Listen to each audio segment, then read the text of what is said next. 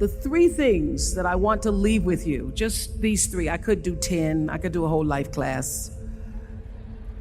But just these 3 things will carry you if you let them.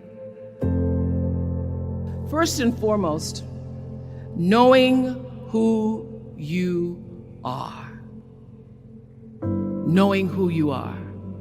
Being able to answer this question, who am I? And what do I want? Who am I really? My answer is I am God's child. I am that which is born of all that is. I am, as Pierre de Chardin said, a spiritual being having a human experience. Come trailing the breath of the ancestors yet, but trailing the breath of the angels. And understanding that because I am connected to the source of all that is possible for me. That's who I am. And what do I want? I don't want to just be successful in the world. I don't want to just make a mark or have a legacy. The answer to that question for me is I want to fulfill the highest, truest expression of myself as a human being. I want to fulfill the promise that the Creator dreamed when He dreamed the cells that made up me. What do I want? You must have some kind of vision for your life. Even if you don't know the plan, you have to have a direction in which you choose to go. What I've learned is that's a great metaphor for life. You want to be in the driver's seat of your own life, because if you're not, life will drive you. So, knowing who you really are in this space and time that we embody. That's number 1. What do you want? Who are you? Number 2, you must find a way to serve. Martin Luther King said that not everybody can be famous, but everybody can be great, because greatness is determined by service. Now, we live in a world where everybody wants to be famous and where we admire people for just being famous. We think being known brings us value. The truth is, all of that will fade in time. In 3 years, you won't be able to name the housewives of Atlanta.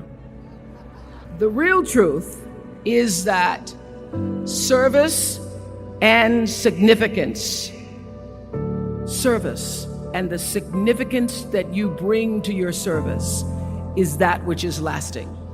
So to be able to, whatever your occupation or job or talent or gift is, our honorees today getting doctorate degrees, to apparently opposite fields, HIV and AIDS and the spoken word.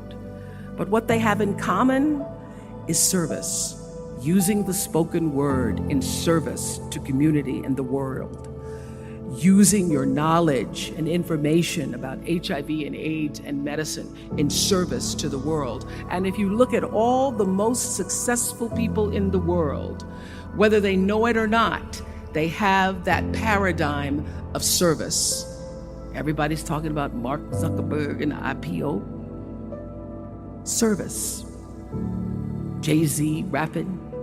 Service. Through the word, to people, through song. For many years, I was really just happy to be on TV, and people would stop and say, "Oh, you on TV?" "Yeah, I'm on TV. I like being on TV. It's a nice job."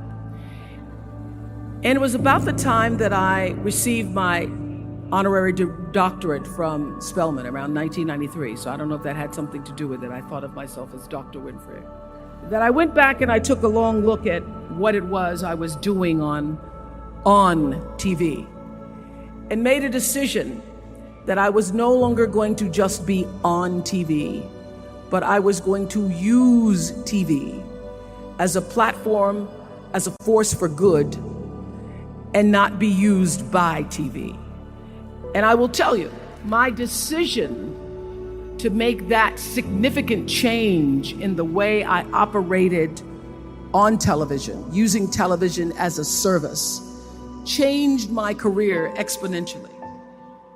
Service through medicine, service through art, using whatever it is you produce, your product, as a way of giving back to the world.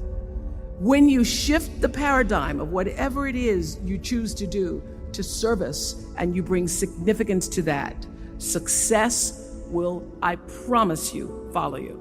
Service and significance equals success. That's number 2. Number 3, it's so simple, but so hard to do. Always do the right thing. Be excellent. People notice. Think of how you notice. You go to Taco Bell, somebody gives you an extra napkin and some sauce. You notice. You want to go back to that person, because even at Taco Bell, excellence shows itself. Be excellent. Let excellence be your brand. Everybody talks about building a brand. I never even knew what that was. When people say, you're a brand, I would say, no, I'm just Oprah. What I recognize now is that my choice to, in every way, in every example, in every experience, to do the right thing and the excellent thing is what has created the brand.